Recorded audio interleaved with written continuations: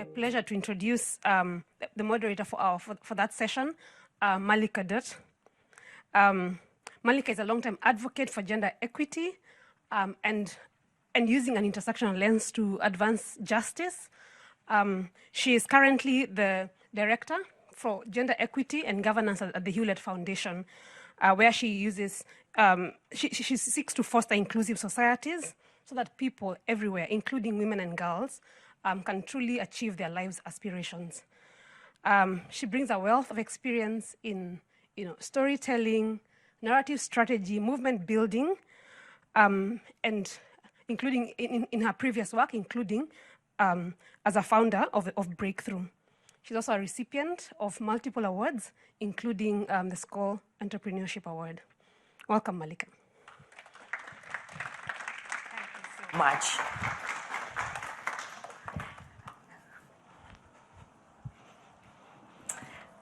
I'd like to welcome all of our fabulous panelists to the stage. Come join me.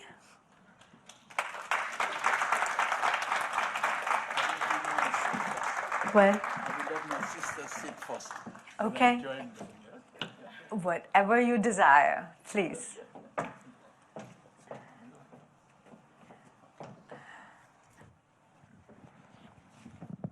Welcome everybody to Achieving Gap Zero. If you're using social media for this event, hashtag Gap Zero. So remember to do that. I'm not going to spend a lot of time introducing our panelists because each one of them is quite extraordinary. On your seats, you should have this document which gives you lots more information about them, and I will say something about them as I speak to each one, but I want to refer you to this document. Before I dive into the conversation, just a few words about where I'm coming from in my role at Hewlett. So the program that I'm the director of really works at the intersection of equity, governance, and evidence, with a primary focus on the African continent, East and West Africa. And so it's particularly wonderful and important that Hewlett is partnering on this important initiative to increase inclusive governance on the continent and really increase the representation of women in political spaces and in decision-making spaces. We're in a world of polycrises right now. You've all heard that term many times. We've been here this week for the UN General Assembly and seen all of the protests on the streets, the conversations that have been happening about climate, about democracy, about health, about economy, about many things. And I really believe that we are at a point where the systems that we have created in the past that are based on domination and hierarchy and exploitation, systems like patriarchy, systems like colonialism, systems like an extractive relationship with the earth, all of the systems that we inhabit, that we're seeing the consequences of those systems. So, often we talk about evidence to show why we need to make the case for more women in this or that or the other thing. I would start out by saying that the evidence is very clear that our current systems are not working for us, for people, or for anybody on the planet, including the planet itself. So if we start with the evidence from that perspective and ask the question, well, then why is it important for women to have and hold positions of power? The question is answered very simply, because our very survival as a species depends on it. And so I would like for us to start there, to understand that the perspectives, the wisdom, the knowledge, and the leadership that women bring to the table is absolutely essential for us to move forward together as people and planet in this moment. And so in that context, this initiative, Gap Zero, is even more important in my eyes. And so I'd like to start us out with asking our first panelist, who comes to us from IDinsight, Esther, You have been in the evidence space for a very long time, and IDinsight has been playing a critical role in gathering data to show the importance of women's leadership in Africa. What are the trends across the continent, and what are the gaps that we really need to fill? Thank you. It's great to be here with everyone. First mic to use. Thank you. I hope you can all hear me. It's an honor to be on this stage and share it with everyone here, and thank you all for coming. I'm one of the co-founders of IDinsight and serving as CEO. And just as a brief introduction, what we do is bring data to decisions in the most important critical sectors of global development. So it's a great question, Mallika. What we've seen, first I'll say there are trends that are showing so much progress, and I think the argument for needing evidence to show that we need to convince people that women should be equally represented is probably a bit past, as you were saying. But now where the evidence is pointing us to is what have we seen works? How much does it work? Where do we put the resources? How do we bring along the difficult minds and hearts that cannot be changed with emotions, storytelling, social movements, which I argue are critical to making this work. However, we must use all the tools in our toolkit, including all of our quantitative approaches, putting black and white numbers on paper, especially for the most difficult to change hearts. But some of those trends that I think we want to bring out using that evidence now are, for example, how are we seeing quotas play out? I think Madame President referred to this. There's a belief that the quotas are there serving a catalytic change for a lot of our countries and a lot of our elected positions. But yet there's so much we need to learn about exactly when do some quotas work, under what circumstances, in what systems, and with what types of people and hearts and minds. And so that's one area where I think there are trends to say we have questions remaining that we need to address. We also see that the trends of women who are placed and working in these systems with quotas also still reveal a lot of questions around what types of positions of power are women in. In many cases, we can see the hard numbers that although we may be getting higher numbers of representation, are we placing women in the right levels of decision-making power? We can see that of the chief justices on the continent, there are only 6 who are women. Most of our women serving in the judiciary are in the lower courts. And those are places where we're seeing trends. Data is unlocking that we may have overarching progress, but there's a lot more nuance that we need to apply to understand the trends and know how to move forward with confidence that impact is coming from our interventions, our stories, and our programs. Thank you. I mean, we're joined on the panel today by 2 women who have a wealth of experience in government in 2 countries on the continent. And I'm going to start with you, Clare. You're the CEO of the Rwandan Development Bank and a cabinet member. And Rwanda has often been held up as a very wonderful example of where political participation and representation of women has exceeded expectations. I was just in Rwanda for the Women Deliver conference. Thank you so much for that extraordinary hosting of 6,000 of us from all over the world gathering to talk about gender equity. And I'm curious to know what are the factors that have enabled your success as an individual, but what supports the participation of women to the extent that they are able to in Rwanda? Thank you very much. First of all, I'm very pleased to be here. Thank you to Madame Salif and First Lady Namibia as well. I belong to a group called Amuja Sisters. And these days, and this is an initiative of Madame Salif to nurture and support women leadership across the continent. And I always say, what keeps Madame Salif going? She's done everything. She's reached the highest point of leadership. Why does she still care about working hard to get women on leadership? But I think things happen because people make them happen. And things happen because some people really are passionate about making them happen. And I think that's why Madame Salif keeps doing this. And I'm really proud to be an Amuja sister as well. So for Rwanda, today Rwanda is ranked 6th in the Gender Global Parity Report that the World Economic Forum releases. We have the highest number of women, 61% in parliament. We have about 52% cabinet representation. So we've done a lot. Can we Back just to take your a moment? question. Can we just take a moment and applaud that? Can we just take a breath? That's pretty fantastic. Yeah. Thank you. Thank you. So what are the factors that made that happen? I think, first of all, leadership matters. I think leaders must be very deliberate. Leaders must be intentional about including women. It's not enough to talk about why it's important. It's not enough to preach why it's important. People must make this happen as leaders. And I like to give the example of my president, His Excellency Paul Kagame.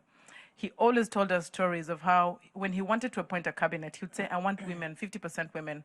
Or if he wanted to appoint a board composition, he would say, I want women. And many times his aides would come to him and say, we can't find a woman who qualifies for this position. And he says his answer was always, okay, I'm not in a hurry. Take your time. When you find the women, then I'll make the appointment. And somehow the women would be found very quickly. So leadership matters, and leadership has to be intentional. You have to find the women, and you have to be deliberate about including. So I think that's the one thing that Rwanda has done. The second thing is also policies, putting in place policies that requires women to be included. Our constitution says 30% of public leaders must be women. But it wasn't easy in the beginning. You have to prepare the women to take these positions. I wasn't there at the beginning, but I was told that when they wanted to fill the 30% constitution in parliament, they couldn't find the women. And so the political party, which is the RPF, the ruling political party, had to go to villages and try to find women that looked like they could speak in public, they were educated, they were influencers, and then encourage them to go to parliament. And so it's the struggle to get the first 30%. But once they got the 30%, the next time they went to election, it was 40-something%. The next time it was 50-something%. Today it's 61%. So it's important that when you have enough representation or role models, women become inspired to become leaders, because they're seeing that if this neighbor of mine that I went to school with can do it, then I can do it. And then in the next elections, I will get ready to do the same. And that's what we saw happening in Rwanda as well. The third and last point I want to point out is it's not a one-off. You don't just do the constitution or put the policies or appoint people. It must be a continuous process of ensuring that women are included, and that speaks to institutions. For Rwanda, we put in place some institutions whose job is to just make sure that we are continuously checking how we are doing. We have an office called the Gender Monitoring Office. This is a job, their job is to just monitor in public sector, private sector, and tell people here there's no inclusion, there's no balance. Think about it, do something about it. And that encourages people to check. They also go to parliament. When I'm presenting my annual budget to parliament, there's somebody from the Gender Monitoring Office to see if I have any budget allocation for advancing gender promotion. If I don't, they will raise it, and parliament will not approve the budget until I show that I can actually include. I have programs that includes women, and those kinds of continuous monitoring, you don't just do it as a one-off. It's something that you have to keep doing, because the journey is still very long in many ways. Thank you. Thank you.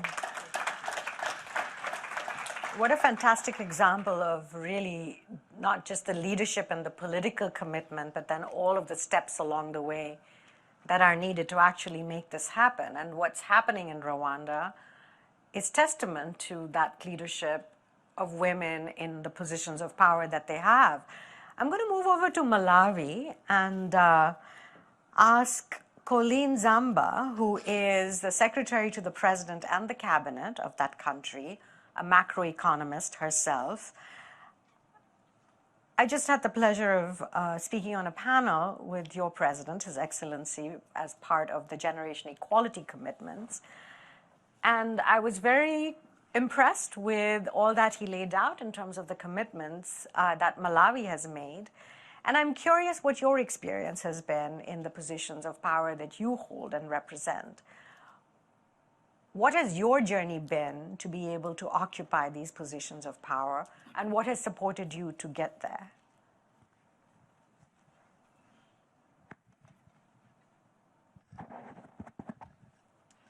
Thank you very much, Madam Moderator. First of all, it's an honor for me to joining my colleague here, to be here, Madam Excellency and Madam Excellency First Lady. the chat with Madame Ahuna was quite, inspiring, and it's like I was saying, okay, so Madam Excellency has been in all of it, Moderator, I started my career in the civil service, from university to the government in Malawi, and rose through the ranks to the position of Principal Secretary, mainly for economic affairs, data and aid, and at one time trade and industry. And then I moved on to the UNDP, which is an international civil service, and had an opportunity of being in Nigeria for 6 years as economic advisor, and later moved to Zambia for 4 years, and then another year and a half in Eswatini and Lesotho, when my president asked me to go back home and help. I must admit it wasn't an easy decision. But Excellency mentioned something here, determination and passion. What motivated me? Yes, I'm here. I'm receiving dollars. But I have a nation, a president who has just come in power and who wants to make a transformational change of the country. And I think that was so much inspiring that I should be part of contributing to that change. A change which will affect the citizens and the ordinary person on the street. I therefore packed and went. First, he made me chief advisor to the president and head of a presidential delivery unit, which we're just setting up, and learned a lot also from Excellency through the Tony Blair Institute. And it was quite interesting and made me to really catch up with a lot of things, because I had been out of the country for 12 years.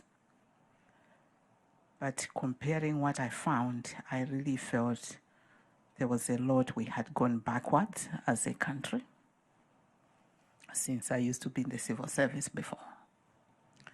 But from last year, it pleased the president to give me the honor to be secretary to the president's cabinet. In my country, it's 2 jobs in one. You are head of the public service, but you are also secretary for the cabinet. Sounds like 100 jobs in one, actually. I don't think I want to lie here. It's big. And, it's a journey, as you put it, and you end up making a lot of tough and difficult decisions, which in the process step on people's toes, and especially when it's a transformational change you want to make, you become very unpopular. So it has not been very easy, but you are navigating to have those structural changes, and the names have been tagged, negative and positive, but one I enjoy most is Madam Delivery.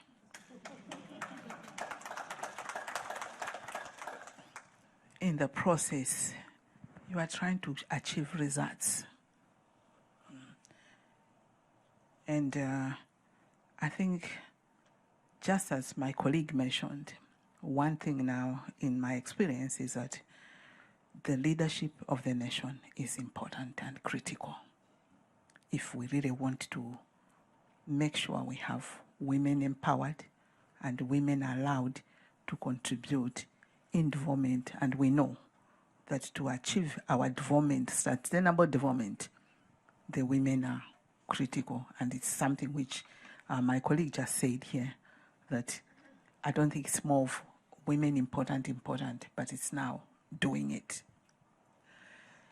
It took the president that determination and courage to have me as a woman to head the public service. He had all forces against it. I know it, that he took that decision and said, I'll do it. And he did. So I've been in the position now 1 year, 3 months. He also has gone all the way to have the first Inspector General of Police, a woman. Yeah. You just heard in the introduction of the question, the first Vice Chancellor of a University of Science and Technology in my country is a woman. You know, we have the first Speaker of the National Assembly, to have a woman, first Speaker woman of National Assembly. And all these are happening under the President Chakwera's administration because he has deliberately allowed it and believes in it. As she mentioned also, my experience so far is, sometimes it slips you because he's very, very, very strict on this. And when he was doing his reshuffle of cabinet, it was, okay, so here it is, you go announce. I've had to take into account political balance, gender equality, and he will not allow to be for less than 40% as required by the Gender Equity Act 2013 of the nation. Sometimes boards, I've submitted boards where it's not coming up, and the green ink comes back and to say, this board is already less in terms of women. Now we have one withdrawal from the board, a man. You cannot be proposing to me a man again. Yeah. And I'm like, oh, what happened? How did I do this? So that has been the journey. I think maybe let me stop here for now. Thank you.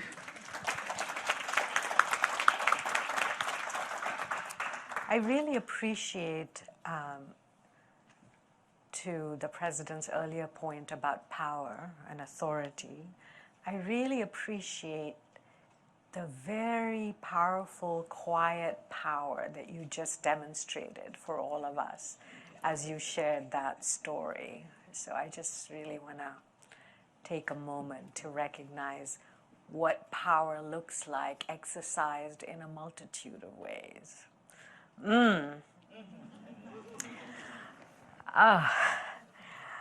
So turning over to you, Mr. Abdoulie Janneh, you have such extraordinary depth and breadth of experience on the continent, currently in your role as the Executive Director of the Ibrahim Foundation, your role in the UN Economic Commission for Africa, the African Governance Institute, and you've really been a major participant, witness, in so many of these transformations that have happened on the continent these past few decades. I'm curious to hear your observations about how inclusive governance has evolved and how the issue of gender has played out. What have you observed? What have you learned? And how does it feel to be a man on the panel? And your mic is on the table right next to you, yes. Friendly. Thank you very much. Thank you very much. And I feel, is it on? Yes. On. I feel very welcome here. Let me first start by paying homage to Madam President. We go a long way back, and I see my sister Finda Korumada. We came together, and are very close to her. So when she became head of UNDP Africa, I was the first rep he appointed. So you see, I owe my career to her. It was fantastic. But what I want to particularly salute is her courage. When I was, because I went to Niger and other countries, then I went to Ghana. And Madam President decided that she was going to run for president of Liberia. And she came to Accra and said, let's go and see Jerry Rawlings, who was, he was a mover and shaker in Africa at that time. We went to see Jerry Rawlings, and Madam President told him, I am going to run for president of Liberia. He pondered over it for a while and said, I don't think the time is right. He said, we have Charles Taylor there. We in ECOWAS have invested a lot in Liberia. And therefore, to really have stability, we want to let him run. But don't worry, he will self-destruct, and you will become president next time round. You know. Then we conversed. We chatted with him and his wife and so on, and we left. When we left, he said, "Don't listen to him. I will run." I'm surprised he didn't take that as the most critical decisions he ever took. He said, "I will run. I don't care what the results are going to be, but I have to go in there and fight." And she stood, she fought, she went into, of course, he lost those elections, but the next time round, she won. She won and has been a marvelous. Fantastic. So I owe her a lot. I always continue to respect her. And really, I'll be pleased to be associated with any initiative that she has. Normally, I'm so dominated here, I would not have come if it was not her. but it's fine. No, what was your question you said?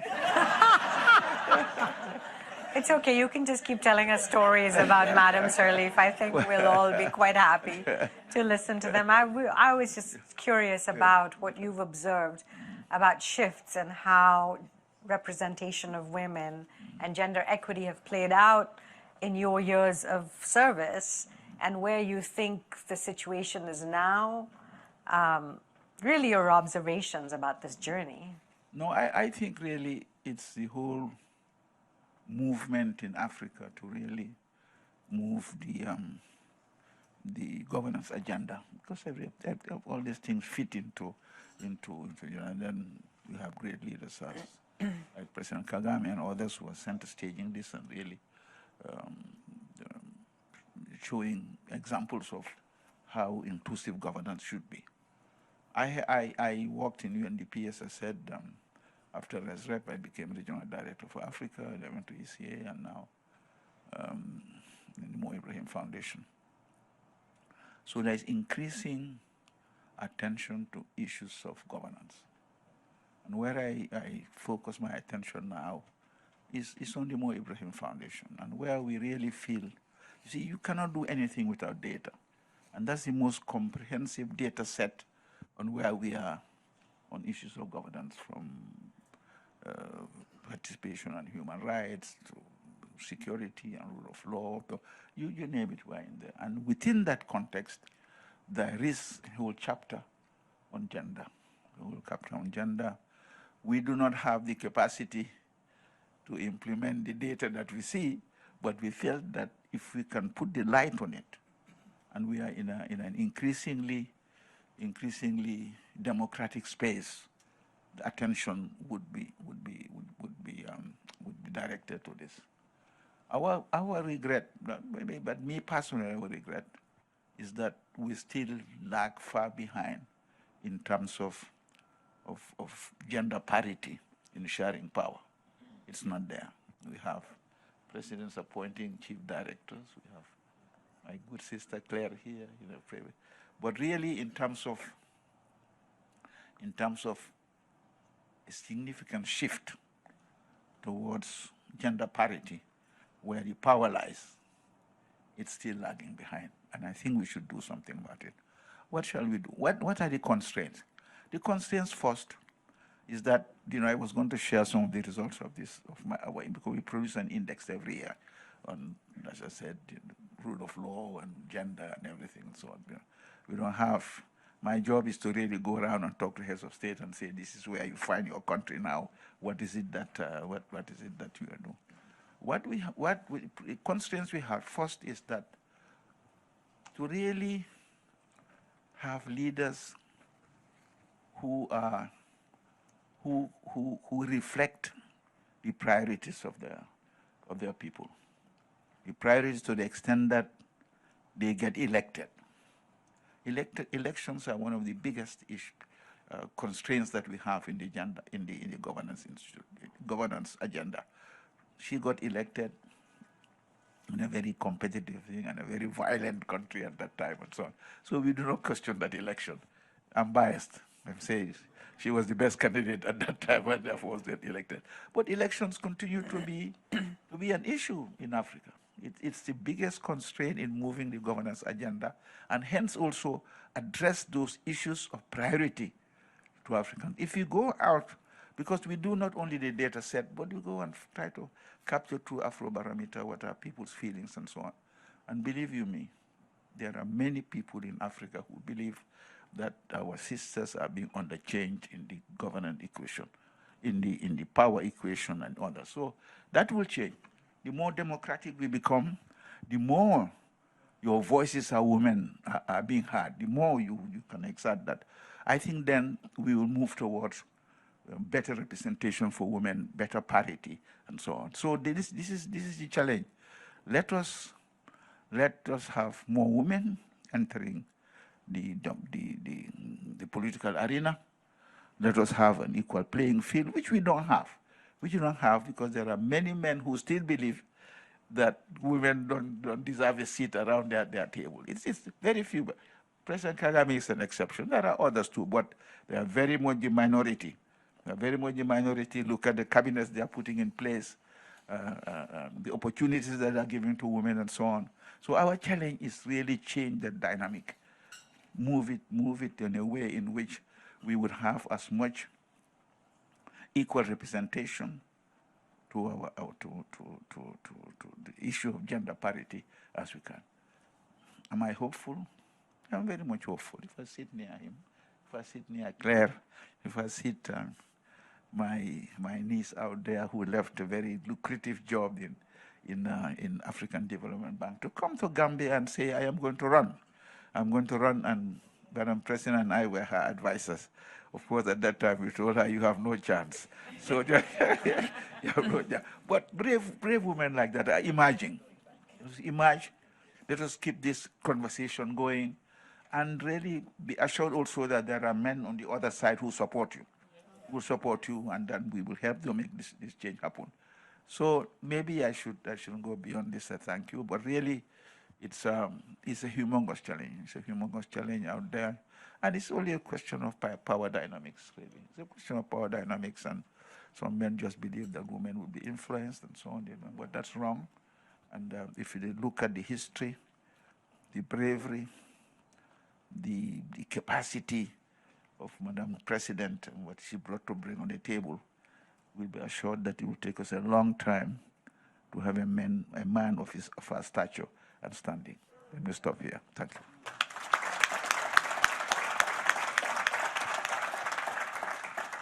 Thank you.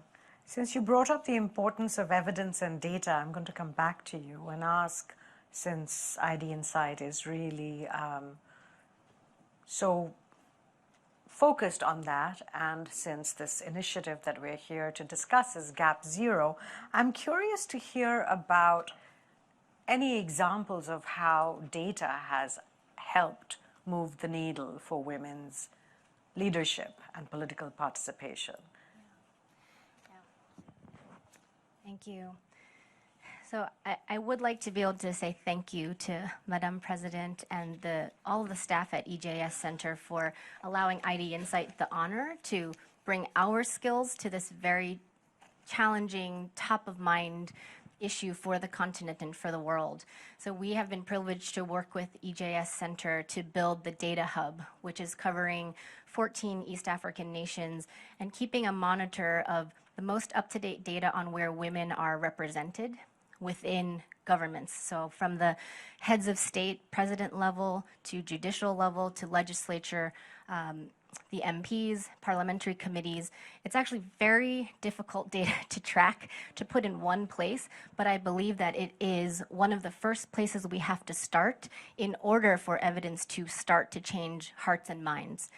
Again, this evidence has to be taken with the stories, with the movements, with the examples of amazing leaders, but the data helps us fill in the gaps on exactly what should we be doing with limited resources.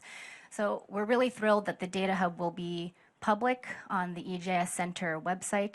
Alongside of it, we have been able to speak with many key informants through interviews and a landscape assessment of what is working, what do we hope is working, what seems promising, as well as where are the organizations on the continent that are doing amazing things and seem to be changing things in a unique way. So from there, we see quite a number of interventions that are promising. I'll name a few, such as male allyship programs, bringing women together as collectives to advocate for seats at the table, to certainly write into constitutions, a starting point that is more difficult to ignore, communications, press, media, all of these things to raise awareness of what do the numbers say and why is it a problem. From there, our vision in the most difficult problems, especially where there's a lot of disagreement, in fact, that's exactly where we need evidence to guide the conversation and to be very clear on what is the impact of this. Should we put more money against it? Or are there interventions that are too expensive and they're actually not changing many behaviors or many hearts and minds?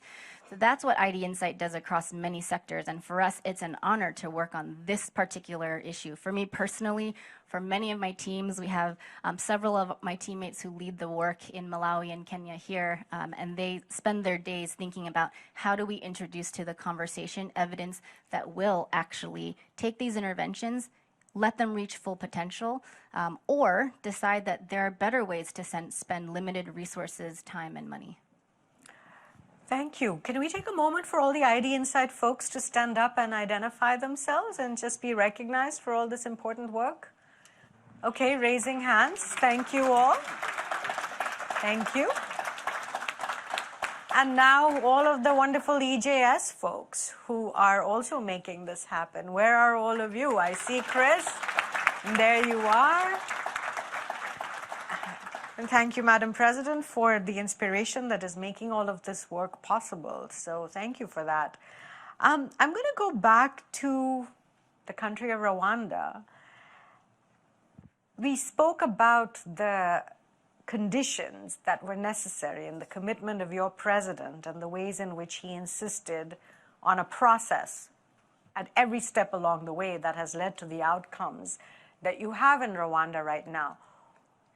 What have you needed for yourself to be on this path and on this journey? What is the kind of support that you have needed? What has been your own internal compass to stay the course? Because, you know, what I really appreciate about both of you on this panel is that neither of you are women who are attending to what are seen as gender issues, right? You're both playing very important roles in your cabinets across the board, holding very, and that is not to say that attending to what are seen as women's issues is not equally important, but I think you understand the point I'm trying to make here. So I'm curious to know what it's taken for you in your personal journey to occupy the positions of power that you do. Well, I think what has been very important for me in my position, and I've been with government almost all my career life. I joined government when I was 25, and it's 19 years later. And I've been in this position for almost 7 years. For me, what has been most important has been to demonstrate the results.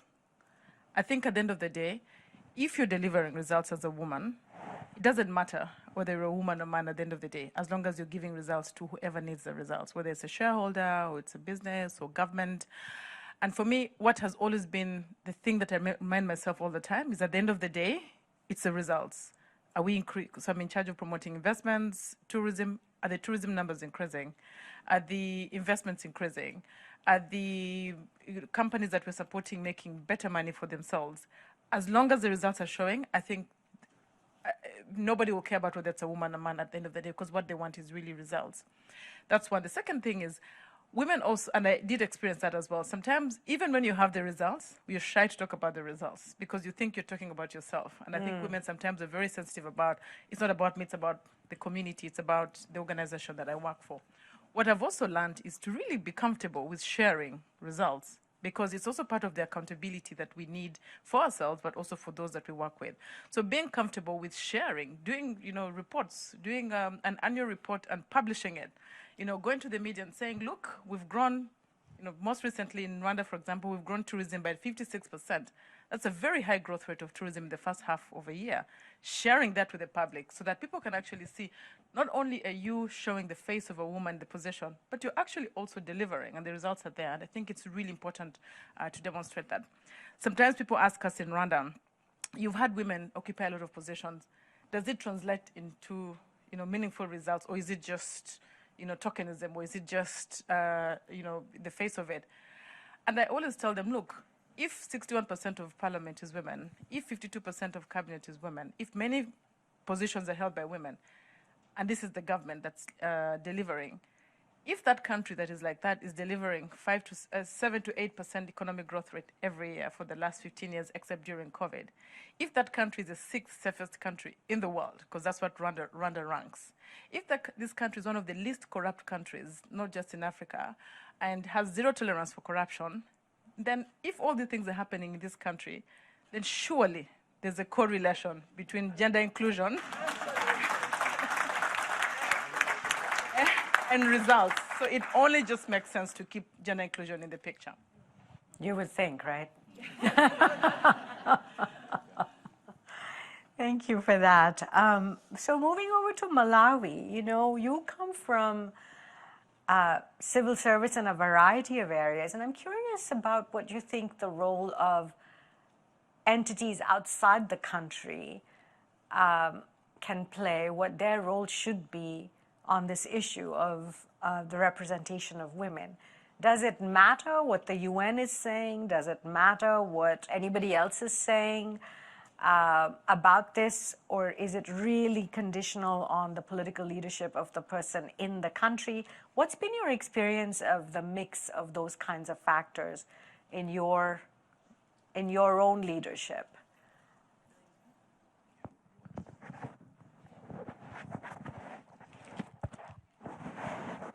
Thank you, Madam Moderator. Leadership is critical. I think I rank it 1 because if the leader doesn't want, nobody will come and change anything. But secondly, this issue of the other organizations, international organizations, they have a big role to play. I, for one, am somebody who have benefited as by my beliefs. I just find it that God gave me a privilege, favor, that the time I had applied for this UNDP job,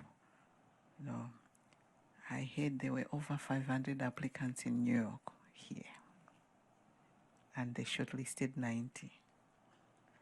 I think it was his group. Because there were about, I hear 6 of them, the resident coordinators who were working on this. And they selected about 25 officers, and I was assigned to go to Nigeria. So you can imagine then a young lady who has never visited Nigeria before and is being told to go and be economic advisor in Nigeria. Of course, my first reaction, to show you, was to cry. And it took teams in regional office in South Africa were coming and saying, no, it's just a WhatsApp away. No, there are flights too. you are not saying no to this.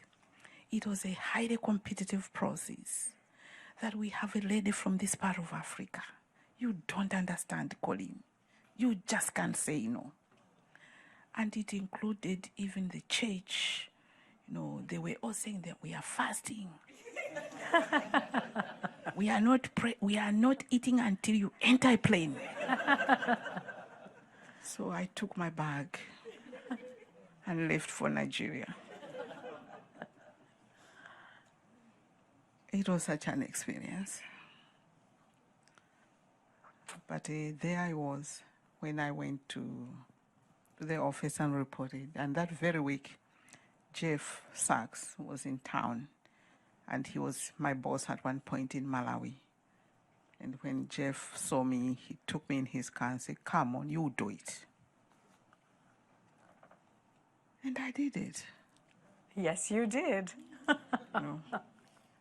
So I was molded in a way, you know, and then brought that confidence, you know, to be able to be facing, you know, people and all the processes, you know, in the office, or the performance assessments, and you know, being on different panels and doing the analytical work and all that. I think it really built me up, much as I was giving to the organization, but the organization also, you know, helped me to mold me further.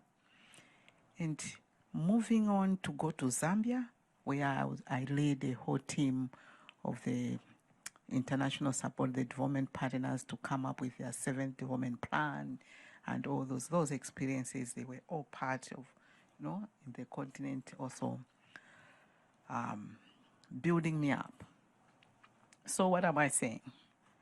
What I'm saying is that, one, it's important that there should be support technically, because it's a whole different level when you are up there. As I mentioned, on my faith, I used to think, you know, you would pray then saying principalities, what have you. Until I reached this position, I now understood that there are indeed principalities out there. You get attacked in all sorts of ways because you are the center of authority. You know, you are the head, the whole public service in the country. And you are the one going to advise to the president. Even if he has dissolved his cabinet, they know that, oh, I didn't know they were monitoring that her car has been parked in State House since. And they'll monitor that I'm coming out of State House. Oh, she came out 10 o'clock today. You know, so, yeah, you know, support technically in different spheres, all this leadership training, you know, I think it's good. It's something which should be promoted. I also think if there's a way of having even some short exchanges of potential and some while already in leadership, because leadership is different levels and you are moving up. So if people get exposed to this, not only young ladies, but at different levels, just to expose them to some of these issues, because my being in UNDP, International Civil Service, in these different countries, I've chaired procurement committees in Nigeria, I've done all that. So now that I'm back home, I think I'm using partly this expertise, you know, in the country. The things which come on my desk, some of them I'm saying, what mediocrity is this? You know? I'm able to call and be in those conference rooms and say, no, I won't take this. You know? And somehow I was now asking myself that, how come I'm the one who knows all these things? You know? Because even preparing to come to New York, we are having this Malawi side event, the video which they had prepared, and I have all these DGs in the conference room. But most of the slides I had to take out, they were not seeing them until my eyes saw them. But why? It's because my eye is exposed. You know, I've been out there and I've seen the different things. So the technical support, the capacity building, designing different programs, you know, it's important. the legal frameworks in our countries, they also need that support to make sure that we have proper legal, frameworks, acts in place. Like I was asking myself, why are we seeing 40%? The Gender Equality 2013 in Malawi is the latest, 40%. Why? Why not 50%? So all these need those review, and they need support, the knowledge sharing and the personal growth, which I've referred to. But also there's advocacy and global visibility, amplifying the women's voices. I think it's important. I've made tough decisions. There was a time I was like, oh Lord, I have a sound mind and a sound brain. I'm deciding on this one. I knew I was going to shake the whole country, and it did. But no single donor or partner came to see me and help me, or just hear my view, why I made that decision. Everybody was rushing to the president that, no, it's not right, I should be taken out, fired, what have you. What do you mean? Have you read the Malawi Public Service Act? I needed to be impartial and make sure I'm treating everybody the same, because I'm interpreting and implementing the laws of the land. And as somebody who has been in the space of international service and the UNDP, which dwells so much on these governance issues, I just had to apply. It's international civil service. I'm just applying also at national civil service, because that's the route I would want my country to move to. So it's very important, I think, because people to really spend time, support, engage individuals who are in the service or who are in leadership, so that you also hear their views. Because my position, I wouldn't be going to the media to be explaining to media. I'm not a political person per se, although this is where the rubber meets the road, but I'm more of a professional. You are running a civil service. So I won't be talking and explaining myself in all those issues, but I would expect that the partners, international, they would make effort to come and see you, and just engage, share, encourage. I agree, you can make mistakes, but help so that somebody does better. So the role of international organizations, partners is important. I think they need to really come out. I would like to stress on this support issue and amplifying the voice, because what I see in my country is like more supporting this more of social media, which is just creating stories, lies. Because one thing we should know is definitely when you are there, you are destabilizing certain forces who are used in either their corrupt ways or doing things, and they'll project what they do on the person now who is in that leadership position, because they don't. You are destabilizing their comfort zone. So that's what I really would say. It's a place for my own country where you are trying to see the moving parts, bringing structural changes. At the same time, you are in an operation where, as a country and administration has inherited so much debt, so you are a macroeconomist as well, and looking at the economy and to help ensure that the president's agenda is achieved and results are there on the ground, deliver his promises, but at the same time you have a civil service which really lost its direction, and we are trying to bring it back. But you can't move anyhow because the physicals will not allow you, but you have to move and deliver. Thank you. That's what we are doing. Thank you. So I think we're really getting from both of you, we just received a masterclass in the actual living of this journey and what it means to actually engage with power in its most lived daily experience. So thank you both for all of those insights. I'm going to go from those experiences. I want to come back to you in a moment. Can we do that? Because we're going to have to close. Is it something that you wanted to finish a point around what you said? Sorry, moderator, to interrupt you.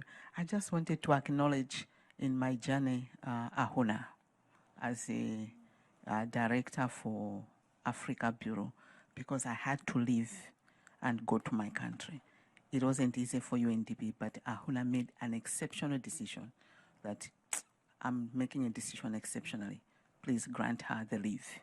So I think that is, it can be taken like lightly, but it's that also support, which was so critical for me in that process. So I want to acknowledge that. Okay, acknowledging the importance of support and solidarity across the board. Thank you for that.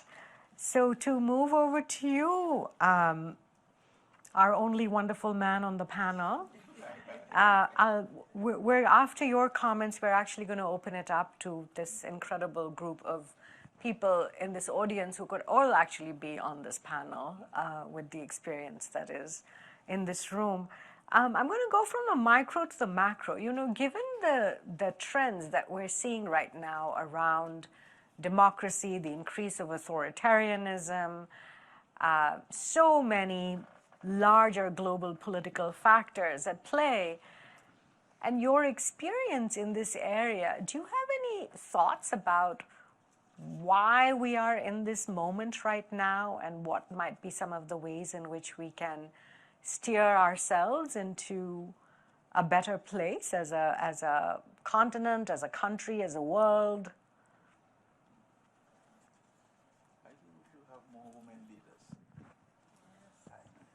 I believe we should have more women leaders. We should learn from my president here. If he could turn around Liberia, just imagine if you have a few like him in other countries. It would make a big difference. I was just looking at some statistics I have from year 2000 or so, 2000, 2002. There have been 29 coups d'etats in the whole world, 29. Guess how many of these are in Africa? 23. Can you imagine? That's a serious indictment of our leaders, of our leadership, and of what policies we are adopting to the extent that we give space to the military to take over our areas. So it's this reversal of constitutional order and so on is sad. So it is, we should look at the quality of leaders and the propensity in our part of the world to pick up some leaders. It's just mind-boggling. You just don't know where they are coming from. True, it is deplorable. How are we going to, as I said, maybe the changes around is more active participation of women in politics. You have to be able to do that. You have to build up constituencies and alliances and so on that will facilitate. You must encourage some of the institutions to also underpin your efforts. Like Ahuna is here, where UNDP should have a special chapter on how we are going to empower women, encourage women, finance women, direct women to be able to participate in. Yeah, I think it's vital. On your own, it's going to be very difficult. And then you should also look at new methodologies that you have. Like Tulane University has this how do they call it, Center for Equity or something like that. I think, the EGS should be able to move initiatives like that and so on. But we need a multitude of approaches of encouragement to ladies, identifying think tanks, academia, and so on, who would also do the relevant research and provide data, so that really this issue is brought to the forefront. I believe that it is one of the biggest issues we have that is a constraint to the optimal development of our continent. It is, there is no doubt about that. But how are we center staging this? How are we capturing the reality of the impact of this impasse, of this lack of movement on this agenda? How is it affecting us? I really don't know. So that's why you need a coalition. You need a coalition of academics, coalition of think tanks, coalition of those institutions that are keen on turning this country around, institutions like UNDP, and I say so because I was a former regional director, and I will have a lady there who's maybe doing 10 times better than I used to do. So it's important to do this, build this coalition, and then with institutions like yours also, the private sector, the humanitarian organizations and so on, because it's a challenge which is beyond us, beyond you only as a group. As a group, it's fine. We use it to center stage the challenge of this is, but build alliances of those who really believe that we are not. It's not a revolution. It is saying we are looking for equity in the world, and we are looking for. We are inspired by the good experiences that the few ladies who became leaders, what the experience that they brought to the table, like our remarkable president here and so on. So do those things, and I tell you, there are many. There are many who are ignorant of the impact of the gender gap on where this continent is heading for. They are ignorant, so we have to educate them, make alliances with think tanks and academics. Let them come out and say, this is what is costing the continent. This is how it is pulling the continent back in terms of our aspirations to meet the demands of our citizenry. Where you can put pressure on governments to deliver the goods and services that people expect from them and so on. It is important to form that coalition of the willing. If you do that, we will, I'm not saying we'll eliminate this, but it will not take us 130 years to eliminate it. I can assure you that 130 years we will not be around at that time. So, move this agenda forward, and you can count on many men. See those guys sitting out there and so on, and me. We will join the bandwagon and try to help you move this. Thank you very much. Thank you. The coalition of the willing, and we haven't even mentioned all of the other forces at play in the African continent. I don't need to get into all of that. I think we're all aware of that. We have about 15 minutes, and we'd love to hear from you. When you do speak, please tell us your name and the organization that you're with. And there's one mic runner. Is there anyone else? And there's another. So the mic to her and the mic to her, please, and we'll just begin there. Thank you very much. So my name is Esther Wang. I'm an Emerging Public Leaders Fellow from Ghana, and I work with the Ministry of Finance as a budget analyst. So I'm very inspired by Madam Colleen because she is a civil servant too. And I just want to start by acknowledging that all of you women here are an inspiration to most of us coming up. I mean, hitherto, we wouldn't have seen like a lot of women on stage, and so it's an inspiration for us. It's an inspiration to most of us to actually keep on going. My question is, how do we deal with instances where certain women, unfortunately, haven't led a good mark in certain spaces, and so it sort of closes the door or limits the opportunity for some of us to shine? And I would like to hear your perspectives on it, because there was a time I tried running for student office, and unfortunately the first lady president on campus didn't really do well, so it was very tough for me. So I just want to hear your views on that. Thank you. Thank you, Esther. We're going to take a few comments from the floor before we turn back to the panel. So yes, please go ahead. Your name, your organization, and what you'd like to share or ask. Thank you, and thank you to the panel members as well. My question is directed to, my name, Sarah Ruto, Echidna Giving, Nairobi. My question is directed to Clara. 50% women in the cabinet, 60% parliamentarians. any backlash? Do you have any what about boys, what about men narrative? Thank you. Great question. Right here. Hi, Beverly Hatcher-Mbu. I'm a Deputy Director of Programs at Development Gateway. My question is directed to Ms. Colleen and Ms. Clare.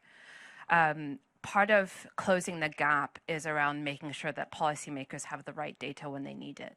I'm curious to hear from both of you, what data matters to you, and what data do you not have that you wish that you had as we talk about pushing the needle on some of these issues?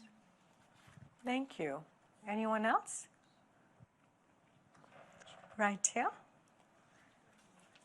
Good morning. I'm Abigail Kajumba from Emerging Public Leaders, and I'm really glad that Esther actually spoke first, because as we were talking and I was listening, I was thinking actually about Esther. So I hope she doesn't mind me talking about her. So thank you for having me. It was amazing to listen to Her Excellency Sirleaf and Your Excellency First Lady in this amazing panel. And Esther is someone who will be on a panel like this in years to come.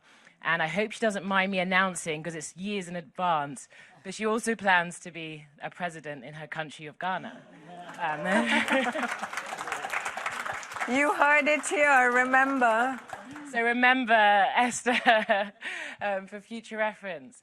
And, you know, I had the honor of sitting with her earlier this week, and I have to admit, don't tell the other meetings I've been in, but this and speaking with her have been the highlights of my week, and obviously with so much overlap.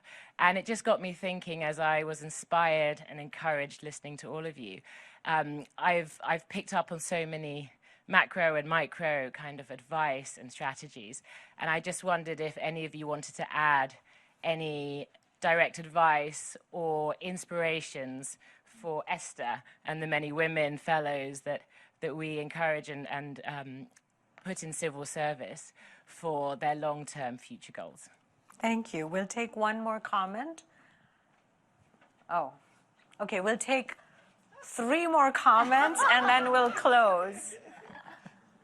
Yes, I will come to you in just a moment. Yes. Thank you so much for this brilliant event. My name is Sarah Moran. I work at Give Directly. So we are partnering with many of the panelists, and very excited to be here. I would love to hear from the panelists if there is a single risk that you think might compromise our attempts to close the gap on gender equality. Thank you. Okay, so there's a person right here, the person with the mic. Where are mics?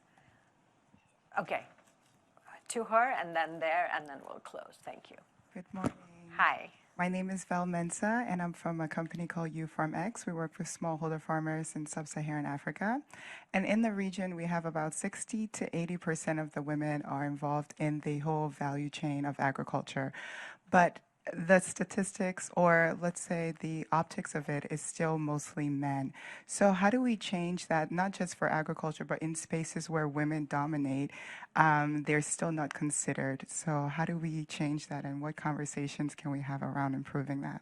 Thank you. Thank you. And I'm going to invite you to close us out. Hello, everyone. I'm so glad to be here. My name is Rukaya Ibrahim. I'm with UNDP Africa here in New York as regional specialist. My question is really genuine. I just want us to be very real, please. As women, do you think women can have it all? And really, if yes or no, and what part of your personal or career life, which one suffers the most? Because I'm in a transition where I have a career and I'm starting a family, and it's really keeping me up at night, honestly. Thank you so much. I'll let you go, and we're not going to be able to answer all the questions, but we'll wrap as best as we can. Could you give the gentleman the mic, please? Yes. Thank you. I saw a lot of women speaking, so I said, as a man, I should also speak. Of course you did. And that's your son. Abdoulie Janneh Jr. From UNDP. So I just want to say this has been a very excellent event. I'm very pleased to be here. honored to be here, Madam President, and all the panelists, including my father and my former colleague, Colleen. Yes, so my question is how can men and boys be constructively engaged as partners in efforts to achieve gender equality in Africa? What programs or what messaging can we use to shift male attitudes and behaviors? Thank you. Thank you. So I just want to point out from all of the questions that have been raised that these are collective questions, right? There are things that our panelists can, of course, share from their experience. But really what we've put into the conversation is what are the things that we need to address and build and transform and create for Gap Zero to become a reality. So in the few minutes that we have left, if your specific question does not get answered, please don't take that personally. This really was an attempt to make sure that everybody's voices got into this larger dialogue. And this is a conversation that is, of course, going to continue in a multitude of ways. So I'm really going to ask all of our panelists to close us out since we have a few minutes left. There were a series of questions that were addressed specifically to Colleen and Clare because of the roles that they play, including issues of risk, issues of how men respond to your places and positions of power, or the what about men question, and what to do with data that you might need. Are there ways in which data can be more helpful, more specific to your work? So if you could just respond to those questions. And like I said, we don't have a lot of time, so I'm going to ask you all to keep it concise. Thank you. Yes. There you're on. Maybe I'll start with a question from Ibrahim, the last question. Okay. I think that's the one I struggled with the most. And that's, can women have it all? Can you have a family? Can you have a job and manage to balance all the two? So I have very young kids. I have a 4-year-old and a 2-year-old. And you see, I had them when I'd already really advanced in my career. I never knew that I could feel tired and get tired until I had kids. I thought I could go on, and I had years of, never getting tired. But I remember coming from maternity leave for the first child, and then there was this man that came to see me, very desperate.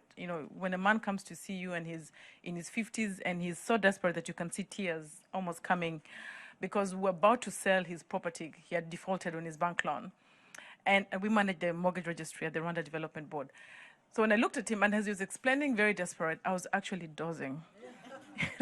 And when I woke up, I felt really insensitive, but I had not slept the whole night. I had a baby who was less than 6 months who was keeping me awake the whole night. And I had to apologize to him and be very frank and tell him, look, it's not because I don't feel sensitive for what you're going through, but I'm really, really tired. I hardly slept. And so it's not easy at all. And for me, that's probably the hardest part. But I think, and I don't know if anybody can actually balance. I think you just have to find a way to cope and manage. And for me, it's really getting my mother, who is still alive, getting 2 nannies, and really employing people to help me to manage. I'm here, I've spent a week here. I have a 2-year-old, somebody's taking care of the 2-year-old. It's not perfect because I want to know that they're eating a balanced diet. I want to know that they're sleeping enough hours. The book says they should sleep 11 hours. I want to know if they're really sleeping 11 hours, but I really, really can't. So I think you put the systems to help you manage, you try, and sometimes just have faith that everything will go, because you cannot do it all. It's about managing, but you just have to create a system that works for you. That's 1. 2, also policies that you have at the workplace. Today, there's something in Rwanda that is really trending, which is having ECDs, early childhood centers at the place of work. Our First Lady is a champion of that, but it's really important to have these places at the workplace, because when a woman is breastfeeding and she's able to go and see her child, she's more settled and her mind is really settled when she's working.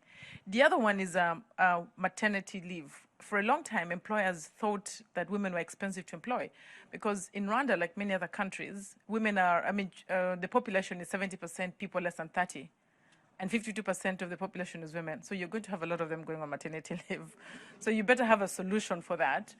What we did is that we came up with something that we called a Maternity Solidarity Fund, which allows everybody who is working, as long as you're in the workforce, whether you're 60 and a man or whether you're 25 and a woman, as long as you're on a payroll, you contribute a percentage of your salary to the Maternity Solidarity Fund. So that when people go and leave, the employer doesn't have to face the burden themselves. They pay for 1.5 months, and the other 1.5 months is paid for by the Solidarity Fund. So having those kinds of programs have really helped women stay in the workforce but get supported. Thank you, Claire. I'm sorry, you have to pass it on. I'm sorry. I Could go you on and have, on. yes, I'm sure you could, but thank you so much. And given that Claire said she's just going to answer whatever question she desires to answer, I'll just let you do the same, Colleen. Thank you. Policymakers' data. Yes, data is important. We use what is available. I use, because the legal framework is there, the gender equality. So when you are implementing several things, especially of appointments where you have the authority, you now make those recommendations in line with that data. What do we need? Yes, we still need more data, more analysis. For me, I think I've expressed that I need a database also. Because it can really be challenging, because sometimes you have to make decisions very quick. And when you don't have a database of knowing who is where and the CVs to really know, so that's some data which we need to be compiling in the countries so that we know, because that's why we end up telling now the president, oh, you don't have women available sometimes. But when really they are there, but because we don't have the database. In terms of the direct advice, I think Excellency mentioned it all, determination. That determination, and find out what you want and what is the purpose. As for me, I would like to contribute highly in my country to transform my country. One of the 3 things my president has put is wealth creation. So moving people from poverty to this wealth creation. So that transformation process, I desperately want to be part and contribute in a significant way. In terms of the responses of people to you towards the women, I think it's a mixed thing, because there's a human factor in it. There are some people who have just beliefs and don't believe in it, and there are others who believe in it. So it's things which you just have to put your head above it. I told myself that there's no single day I'll enter in my boss's office crying. I'll never do such a thing. I'll always keep my head high and make sure that there has to be a solution, because there's nothing which is uncommon to man. Somebody, excellencies, they've gone through such things before, and I'm sure you can always learn something and still move on. So those are some of the decisions, strong decisions you have to make, and inside you, that's what really mean. Thank you so much. We're going to move on to the next speaker. Finally, I invite you. Welcome to Malawi. I'm definitely coming. Yes, any last words, thoughts? Can you just pick up the mic? Yeah.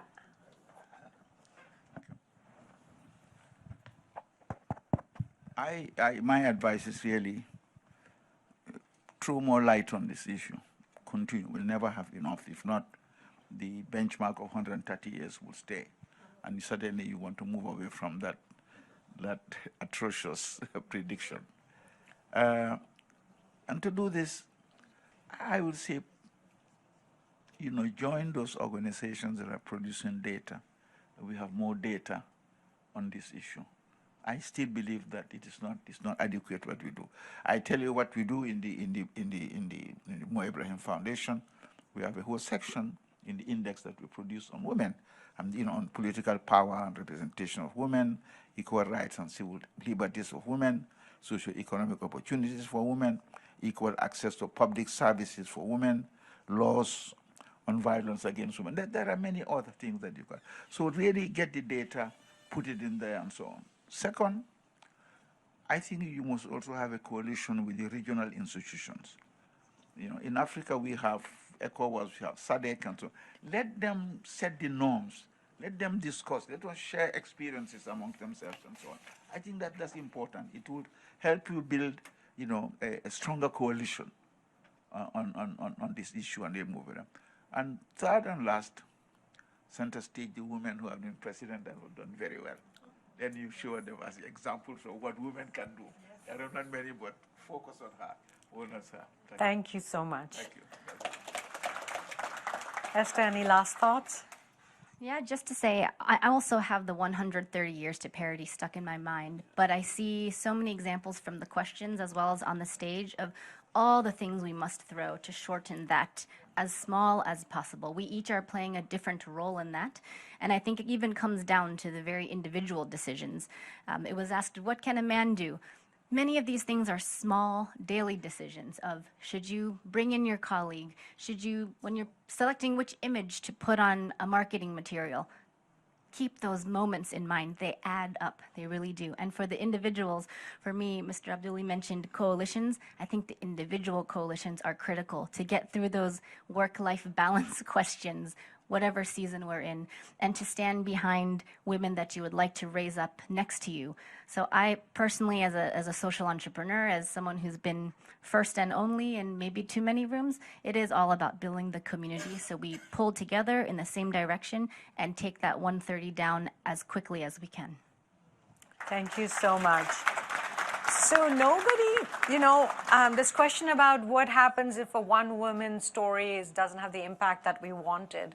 The world is littered with billions of stories of men who have made a disaster of many, many things. So if you're ever faced with that question, I would just invite you to remind people about the current state of affairs and what we're contending with because of the current situation of men having made disastrous decisions about many things. And gender isn't just about women and girls. Gender is a construct that allocates roles and responsibilities and norms and values that are then ascribed to men and women. They're not real. They are socially and culturally and politically constructed. There is nothing inevitable about the way in which gender is understood and defined in our world today. We created all of these institutions that have led to amazing things and terrible things. We have the capacity to co-create a different direction, a different future. So for all of the men in the room who are asking the question on how can we be in support, it's beyond support. It's really understanding that our collective liberation requires us to think about power, to think about gender in different ways. And in order for us to succeed in doing that, women and other historically excluded groups have to be a part of the discussion because there is experience, there is wisdom, there is power, there is so much that we can be harvesting if we create inclusive tables that allow all of our magnificence to be part of the conversations. And so, Your Excellencies, distinguished guests, ladies and gentlemen, extraordinary leaders in this room, the Ford Foundation, all of the folks who have supported us with the technical expertise to allow us to be here, EGS, IDinsight, all of the organizations that have been a part of this session today. Thank you all so much. And a final round for our wonderful panelists and from President Johnson.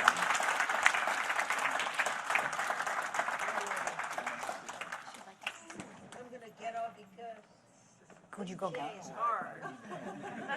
Well, let me just say a couple of things before we leave. I'll recognize two particular people.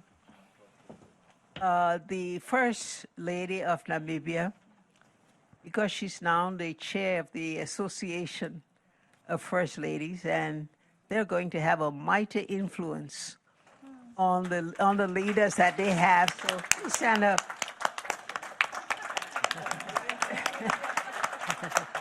So we're looking to her to have the First Ladies be the ones that help with all the influence that we've talked about. Banetta Diop. Please stand up.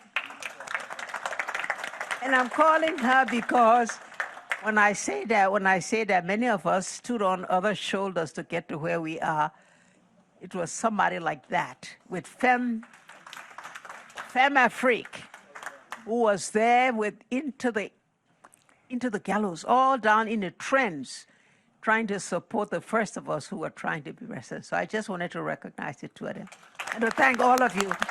Thank all of you for that.